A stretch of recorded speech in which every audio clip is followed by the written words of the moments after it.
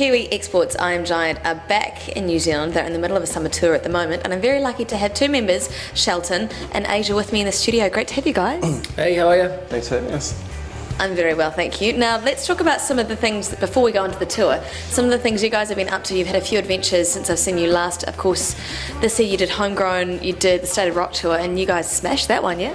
Yeah, it was great. It was a great tour, so it's good to kind of be back in New Zealand to do our own headlining tour. Yeah. So it's pretty exciting. But yeah, we've been real busy, very, very busy. One of the things I want to talk about is, I know you went to LA and played a few shows, and you played the Viper Room. I've always wanted to know what the Viper Room's like. I imagine it to be kind of a bit seedy and crazy, I don't know. Yeah, I'd say pretentious. Well, it was a little bit like that. The sound guy didn't really give us too much time. We did get a real decent sound check and stuff, but you just felt like they were doing you a massive favour. Yeah. They were trying to film us, and we were like, nah. They wanted to film us for $250, and we said, no, we're fine. They said, no, you want us to film you. Because you're not allowed cameras in there, so it's like their whole, you know, you're not allowed to take any photos, but we'll film you at a cost. And so I got off, you know. But I mean, it's a cool venue, but there's a lot of other better venues I think in LA. It's just got a name for itself, so everyone's like, wow.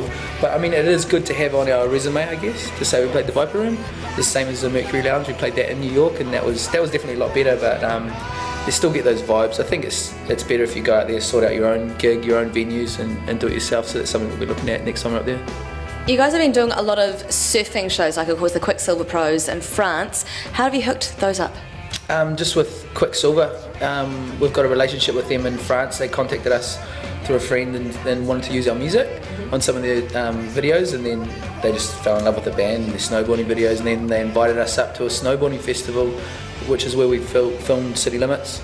And then south of France we went to the World ASP Tour Quick Pro, and we met Kelly Slater, and he used a couple of our songs on his movie, and then in return we got his footage for our Neon Sunrise clip. And, yeah. So you've got Kelly Slater, and then I've heard you've been shooting a video in Australia, and you've got Tony Hawk skateboarding.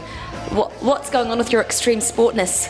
I don't know, it's just kind of happened that way, like especially with the relationship with Quicksilver. It's kind of like, well, they give us this footage, and you know, we're like, fuck, well, we don't want to turn down having Tony Hawk in the clip. We don't want to turn down having Kelly Slater. I mean, it's probably something we'll just tie off with the EP as well, you know. So those 3 songs are off our EP, which is out now, and then that'll probably be it, I guess, when we drop the album.